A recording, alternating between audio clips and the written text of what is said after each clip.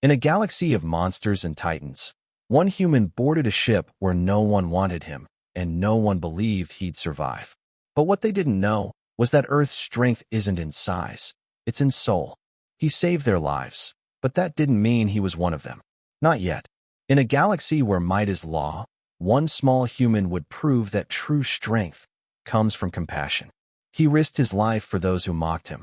Now, the galaxy would test if their loyalty was more than words, or if courage would cost him everything. Jake Murphy wiped the sweat from his brow and leaned into his microscope, tucked in the far corner of the Stellar Dawn's vast alien laboratory. The room buzzed with low hums of foreign machinery, chemical processors, and the dull growl of alien conversation beyond the reinforced walls. The ship was massive, built for species that could crush starships with their bare claws. In contrast, Jake, a 5'6", soft-skinned human from Earth, felt like a misplaced lab mouse in a giant's world. It had been 3 months since the expedition launched. 3 long months of being the smallest, the weakest, the one everyone mocked. Jake was one of only 3 humans selected for the first interstellar biological survey beyond known space. His resume had been spotless. 10 years of xenobiology, fieldwork in hostile zones, fluent in 6 alien dialects. He had earned this. But aboard the Stellar Dawn, none of that mattered. Here, size meant power. Muscle was currency. And Jake's presence was a running joke. Look what crawled out of its burrow. Came the familiar, rumbling sneer. Jake didn't look up. He didn't need to. Grunnon, 8 feet of Corfac warrior muscle and venomous arrogance, always made sure his voice was heard. I asked you a question, soft skin, Grunnon said, stepping closer, his breath hot and foul with raw meat. Jake kept his voice calm, analyzing the xenoflora from Kepler-9, the blue luminescent variant. Potential neurotoxin. Grunnon laughed, loud and theatrical. The mighty human studies flowers while real warriors conquer death worlds. Laughter erupted from the other Corfac warriors in the corridor. They called him soft skin, pet human, cargo with legs. One even drew up a betting pool on how long Jake would survive outside the ship. But Jake didn't fight back. He focused on the data.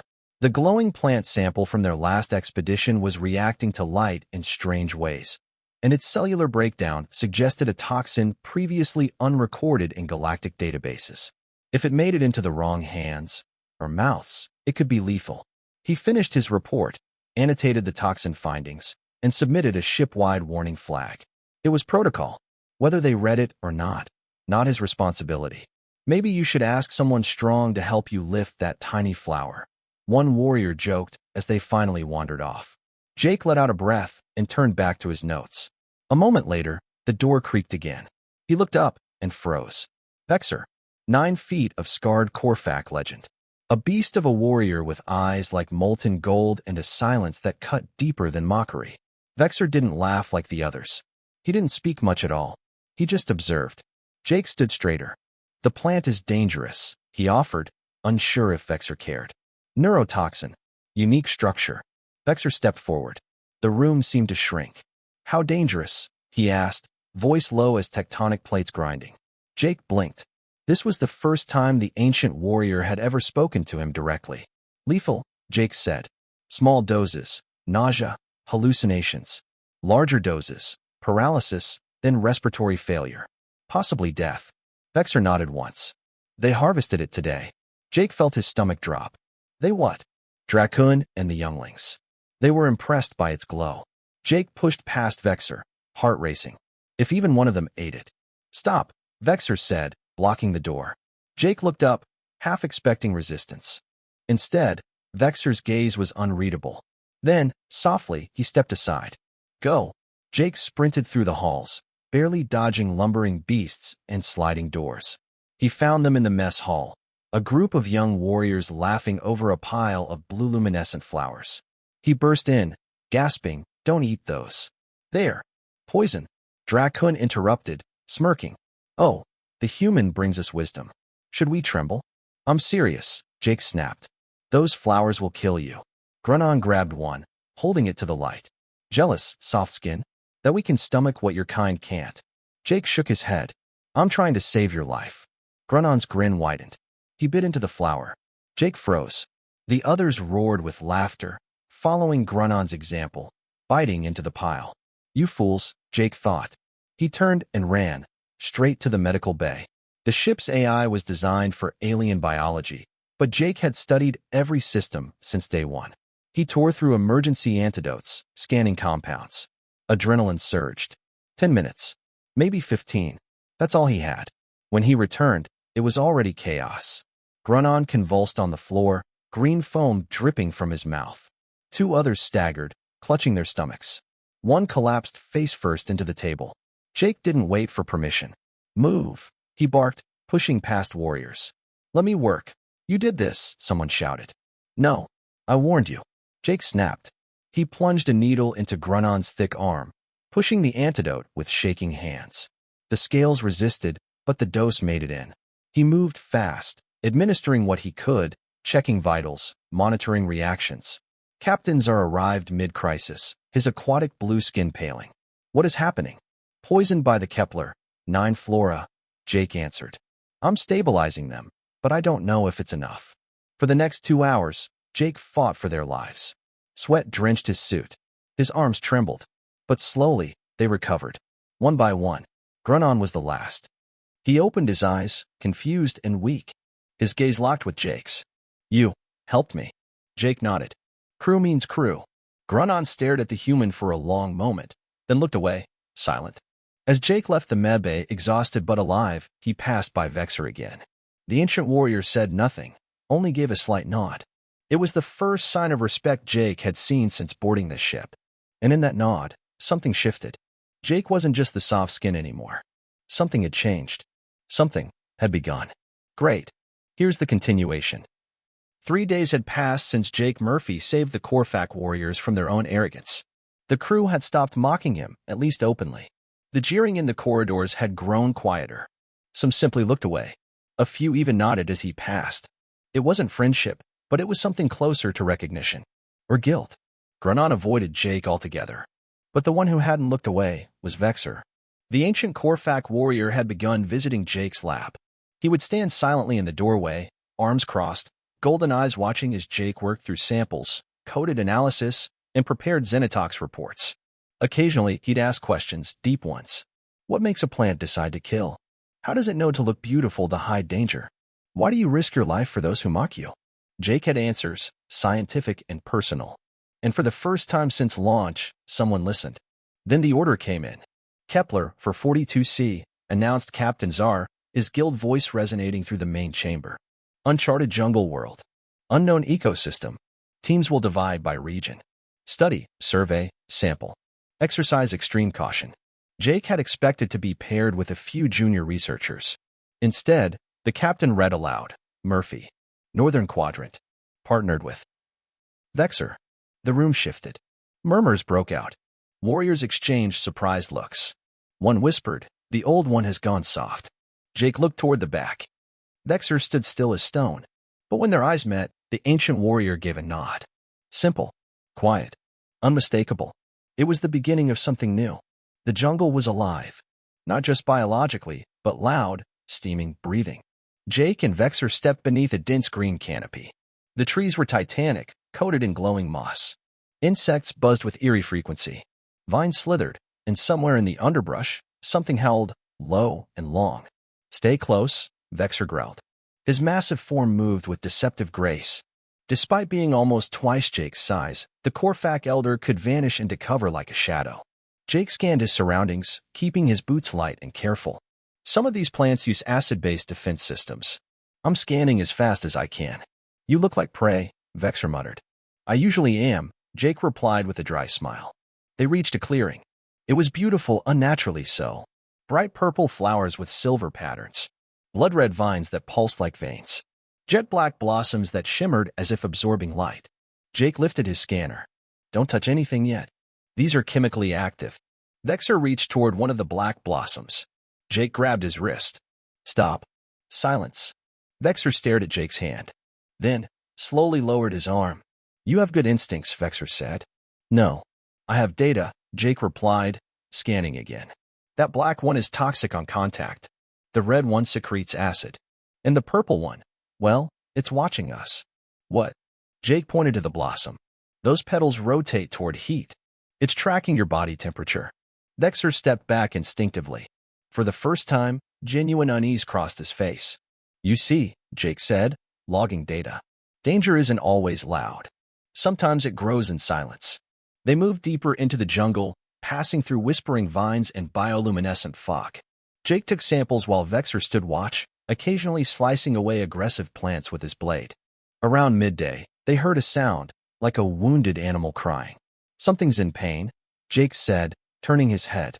We do not intervene, Vexor said immediately. This is not our world. Jake ignored him. By the time Vexor caught up, Jake was already kneeling beside a massive creature, something like a six-legged bear with blue fur and glistening eyes. A fallen log had crushed one of its legs. It's trapped, Jake whispered. It's dangerous, Vexor warned. I know, Jake said. He moved closer, hands open. Easy now. I want to help. The creature bared its teeth, but didn't strike. It whimpered instead. Jake began digging. With nothing but his hands, he clawed through the soil around the trapped leg, murmuring calmly all the while. Vexor stood ready, blade in hand, watching for the slightest movement. It took 20 minutes, and when the log finally shifted, the creature didn't run. It looked at Jake. It made a soft, chirping sound, then turned and limped away into the forest. Jake stood, wiping dirt from his palms. That, Vexor said, was suicidal. Jake shrugged. It didn't kill me. How did you know? I didn't, Jake replied. I just chose to help. Vexor said nothing, but his eyes lingered longer than before. That night, back on the Stellar Dawn, Jake filed his report, 17 new plant species cataloged. 3 potentially medicinal, 5 lethal. But his mind wasn't on the science. It was on what Vexor had asked him earlier. Why did you help them? After everything. Because it's right, Jake had said. Humans don't help because it's deserved. We help because we can. And in that moment, Jake realized something else. He wasn't just surviving anymore. He was changing them, one act at a time. Awesome. Let's dive into the heart of the story. 2 weeks passed since the jungle expedition. Word of Jake's bravery spread in low murmurs through the corridors of the Stellar Dawn. He was no longer ignored, though not yet embraced. Grunnon avoided his gaze, but the mocking had stopped entirely. Even Dracun had muttered a stiff, thank you, in passing. But the biggest change was Vexor. Every day, the ancient warrior now visited Jake's lab, sometimes to observe, sometimes to ask questions. Once, he brought Jake a sharp-leaf plant from a Death World mission. I thought you'd want to see what real poison looks like, he'd said with a rare glint of humor. Jake smiled. Oh, this will melt bone in under 10 seconds. Thank you. That's very thoughtful. Vexor grunted. You're welcome, Softskin. He didn't say it as an insult. Then the emergency sirens blared. Red light washed over every corridor. Jake dropped his microscope and sprinted toward the command deck. The crew assembled quickly.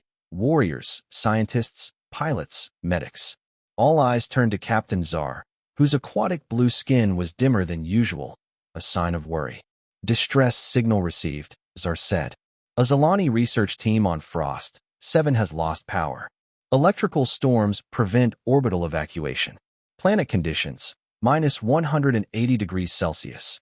Terrain, unstable ice, deep fissures, blizzards. Jake's heart sank. Zalani, crystalline beings whose lives depended on controlled heat. Without thermal power, they'd die in hours. Their last signal was garbled, Czar continued. 3 remain alive, but not for long. Commander Throne stood. For arms crossed, red eyes stern. The storm is too dangerous. We waited out. The storm will last 6 more days, Czar said. They won't last 6 hours, Jake whispered, then stood. I'll go. The room froze. Dracun blinked. You'd die before you stepped out of the shuttle, Grunnon muttered. It's suicide. Jake met their eyes. I trained in Earth's Arctic. I know how to navigate snow-blind terrain. I've survived worse. No, you haven't, Commander Throne snapped. Frost 7 isn't Earth. It's death in every direction. I still have to try, Jake said. The room erupted in argument, angry voices, shaking heads. Then one voice silenced them all. I'll go with him, said Vexor. Every warrior turned. You what? Crone said, baffled. Vexor stood slowly. 3 beings will die. We can stop that. I will go with the human. You're too valuable, someone cried. Vexor ignored them. I have seen what Jake Murphy is capable of. I trust him. Jake looked up, stunned. You don't have to. I choose to, Vexor said. Just as you chose to save warriors who spat at you. Honor demands the same. Captain Czar studied them both, then nodded solemnly. You leave in 6 hours. Prepare well. Once you're down there, you're on your own.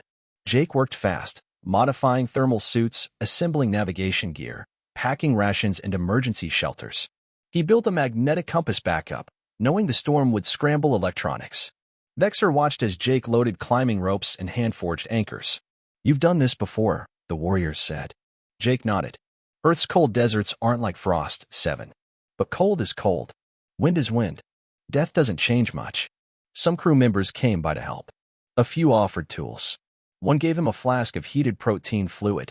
Even Draken lingered at the doorway. I was wrong, he muttered. About you. About humans. Jake nodded. We're all wrong sometimes. Come back alive, Draken said quietly. The shuttle rattled like a tin can in a hurricane. Vexor sat calmly as Jake gripped the controls. Outside, Frost 7 was a hellstorm, white clouds churning like living things, lightning dancing across glaciers. Wind screamed past the hull like the howl of dying giants. 30 seconds to landing, Jake shouted. Brace yourself, Vexor growled. The ship slammed into the ice. Hard. The doors opened. The cold hit them like a punch to the soul. Even inside their suits, Jake could feel the death waiting outside. The wind sliced visibility to meters. Snow blasted sideways. His eyes stung behind heated lenses. Stay close, he yelled. They pushed forward, struggling through waist-high snow. Each step was a battle. The electronic compass spun uselessly. The storm had scrambled their gear completely. Jake pulled out a manual compass. This still works. You brought a magnetic needle and a paper map, Vexor said, almost amused. Jake smiled under his mask. Old tech never fails. They marched forward, using leg counts and bearings to estimate distance. Every 100 steps, Jake checked their position. They spoke rarely. The storm swallowed sound. Then they found it. A massive ice fissure, splitting the landscape in two. It stretched far in both directions, too wide to jump, too deep to cross. Jake studied it. We build a bridge. Vexor raised a brow. You're serious. Jake pulled out rope, spikes, and gear. Help me anchor it. As Jake hammered ice spikes into both edges of the crevice, the wind nearly knocked him over. At one point, he slipped. He screamed, but a massive hand grabbed his wrist. Vexor hauled him up. Jake gasped. Thanks. We take care of each other, Vexor said simply. Jake crossed first, using a pulley system. Vexor followed, his bulk making the rope creak dangerously. But they made it. And finally, through the snow, they saw the station. Dark, silent, covered in ice. Jake forced the emergency hatch open. Inside were 3 Zalani, barely glowing, huddled near a flickering emergency cell. Their crystalline forms had dulled. Their voices were faint. Jake rushed to them. We're here. You're safe. Too cold, one rasped. No power, dying. Vexor moved them gently, placing them near thermal pads as Jake began working. The generators fried. Jake muttered. I need time. You have 20 minutes, Vexor warned. That's all they have left. Jake dove into the station's core, digging through spare parts, wires, crystal fuses. His fingers bled under his gloves. Time was the enemy. Then light flickered on. Heat began to pulse. The Zalani stirred, glowing brighter, slowly. You did it, one whispered. You saved us. Jake smiled. Then the roof collapsed.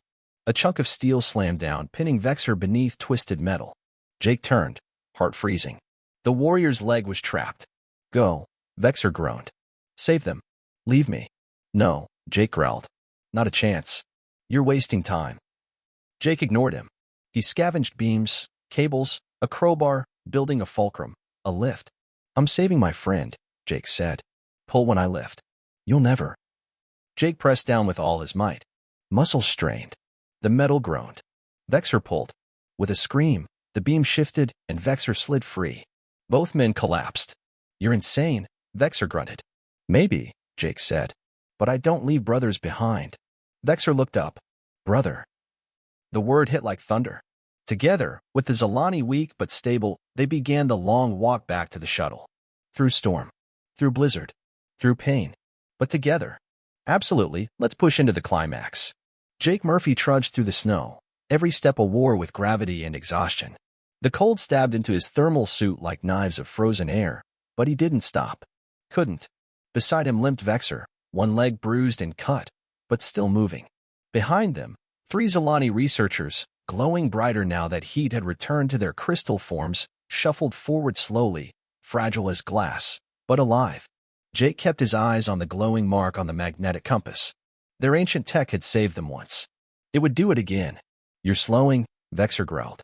Jake glanced at the towering warrior. "So are you. I weigh 4 of you." "Yeah, and I'm carrying 3 lives." Vexor glanced back at the Zilani and said no more. It took them 6 hours to return to the shuttle. The final mile was the worst. The storm thickened. Visibility dropped to arm's reach. Jake led by counting steps, shouting directions over the wind. Then, finally, a familiar shape emerged from the blizzard. The shuttle. Jake dropped to his knees. "We made it," he gasped. The Zilani cheered in quiet tones, flickers of light dancing across their crystalline bodies. Vexor said nothing, but his hand reached out, steadying Jake as he stood. Inside, warmth returned. Lights flickered on. Engines hummed. They were alive. As the shuttle lifted from Frost 7's frozen hell, Vexor looked at Jake with an unreadable expression. "You risked everything," he said. "For people you didn't know. For me." Jake leaned back in his seat. "Because it was right." "I'm not used to that," Vexor said. Jake glanced at him. "Then maybe the galaxy needs more humans." 12 hours later, the shuttle docked with the stellar dawn. Jake expected silence. Maybe a technician. Maybe no one. Instead, the bay was full. Dozens of crew members. Scientists. Warriors. Technicians. Even Captain Czar. And when the ramp lowered, they cheered. The Zilani were taken to medical, weak but stable. Captain Czar approached. His skin was bright, radiant blue. "You brought them back," he said softly, even when everyone else said it couldn't be done. Jake gave a tired nod. "Wasn't just me." The captain turned to Vexor. "You too." But Vexor shook his head. "I followed." He led. Jake almost laughed at that. For a few hours, Jake rested in his quarters. Alone, exhausted, but satisfied. Then, he was summoned to the main briefing room. When he entered, the air shifted. Warriors sat straighter. Officers turned. Captain Czar stood at the center, flanked by senior command. "I want to speak of honor," the captain said. "Of courage. Of what makes a crew more than bodies aboard metal." He turned to Jake. "You've done more than survive. You've become something few expected." Jake blinked. "I just did what needed to be done." "Exactly," Czar said. "Which is why you're here." Then, Dracun stood up. Jake tensed. "Captain," Dracun said. I mean no disrespect. But the human's presence has created a problem." Murmurs rippled. Jake's heart sank. "I've seen it," Dracun continued. "He inspires recklessness. He's unpredictable. He pushes others to take risks." "Is that not courage?" Czar asked. "Or foolishness?" Dracun replied. "What happens when others follow and die?" Grunnon stood next. "He is small, weak, still needs machines to breathe. He's not like us." Others nodded. A few frowned. Jake opened his mouth to defend himself, but stopped, because Vexor was rising. And when Vexor stood, silence followed. "You speak of weakness," Vexor said, eyes burning gold. "But you know nothing." He turned to Dracun. "You call him a danger. I call him a compass." He turned to Grunnon. "You call him weak. I call him stronger than anyone in this room." No one dared interrupt. "I have lived 300 years," Vexor continued. "I have led legions, fought horrors you can't imagine. And I have never seen courage like Jake Murphy's." He pulled something from his belt. A small metal emblem, curved and sharp, marked with ancient symbols. Jake knew it. The battle insignia of the Corfac elite, worn only by warriors who had survived 100 battles and earned the respect of legends. "I give him this," Vexor said, "because he has earned a place among my kind." He walked forward and placed the insignia in Jake's hand. Gasps echoed. To Corfac, this wasn't a gesture. It was a declaration, a naming. "You are my battle brother," Vexor said, his voice quiet now. "In war, in honor, in soul." Jake stared at the insignia. It felt heavier than stone. He looked up. I don't know what to say." "You've already said it," Vexor replied. "With every choice you made." The room was silent. Then one by one, crew members stood. Some nodded. Some bowed. Even Grunnon stepped forward, eyes lowered. "I judged wrong." Jake smiled. So did I. You forgive me? We're crew, Jake said. We learn. That night, Jake stood on the observation deck. Vexor joined him, his leg wrapped but strong. Still don't feel like I deserve it, Jake said, fingering the insignia. You do, Vexor said. Jake turned to him. Why me? Vexor looked out at the stars. Because when everyone laughed, you still saved them. Because you carry weight with no armor. Because you saw strength where we saw size. He paused. And because you reminded me who I was before I became a legend. Jake smiled. Then tomorrow, we face the unknown. Together, Vexor said. Here it is, the grand finale. Jake Murphy stood in front of the crew, insignia on his chest, silence around him. Vexor's declaration had shaken the room, not just because of what he'd given, but because of what it meant. In Corfac culture, a battle brother was sacred. It wasn't just an honorary title. It was a blood oath, an unbreakable bond forged in fire, war, and mutual respect. It meant Vexor had seen Jake as his equal.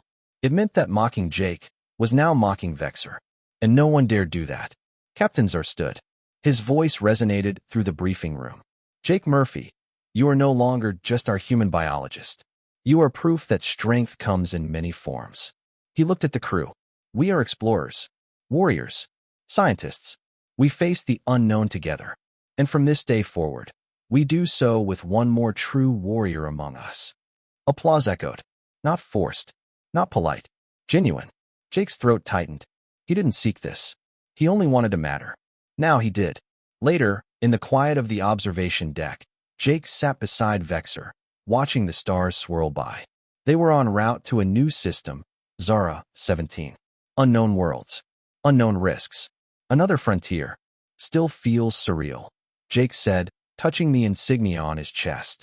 It's real, Vexor said. You carry it now. You've earned it. Jake looked at him. You're a legend. Warriors follow you into death worlds. Why would you choose me? Vexor was quiet a moment. Then he spoke. Because once, long ago, I believed in honor. In protecting the weak. In doing what was right, no matter the odds. He looked down. But war changes people. Reputation becomes burden. I became a symbol, not a being. Jake nodded slowly. And then you, Vexor continued. Small, fragile, alone. But you saved lives. Without orders. Without expectation. You reminded me that a warrior isn't born in strength. He's forged in choice. Jake blinked. You saw all that just from me being stubborn? Vexor smiled. No. I saw it the day you didn't let my kind die, even when they mocked you. 2 days later, the stellar dawn arrived at Zara 17. The planet was beautiful. Oceans of silver, floating islands, atmospheric anomalies that danced like lightning gods in slow motion. The first scouting team was chosen, and Jake was on it. Murphy, Vexor, Dracun, Cyril, Captain Zar announced. You four will explore the southern landmass. High radiation levels. Unknown terrain. Proceed with caution. Jake strapped into his gear. Dracun stepped beside him. You ready for this, human? Jake looked up. You following me into danger? Dracun snorted. You kidding? Vexor's with us. I'd follow him into a black hole. Vexor appeared behind them. We already did once. Dracun froze. Wait, what? Jake smirked. Long story. The shuttle dropped them onto the surface. Zara 17's landscape was surreal. Crystalline trees, glowing rivers, floating rock bridges. But danger hid in the beauty. Radiation spikes hit within the hour. Jake's sensors caught them early. He led them to shelter in a mineral cave, then used native plant fibers to reinforce the suit filters. How do you know this stuff? Cyril asked, genuinely impressed. I study. I prepare. And I pay attention when plants try to kill me. Dracun laughed. You've changed, soft skin. Jake didn't correct him, because it wasn't that he had changed. They had. On their third day, they encountered a predatory swarm, winged beasts that shredded metal with ultrasonic pulses. The crew fell back, but one Zalani scout was missing, trapped on the cliff ridge. Vexor shouted. Too far to reach in time. Jake didn't hesitate. He ran across the unstable rock path, using rope and spike to climb the ridge. Every second was chaos. The swarm tore through the sky. He reached the scout, shielded her crystal body with his own, and activated a sonic jammer he'd crafted back on the ship. The swarm scattered. Vexor watched from below. He said nothing, but his jaw clenched. Because once again, the smallest among them had walked into danger first. They returned victorious.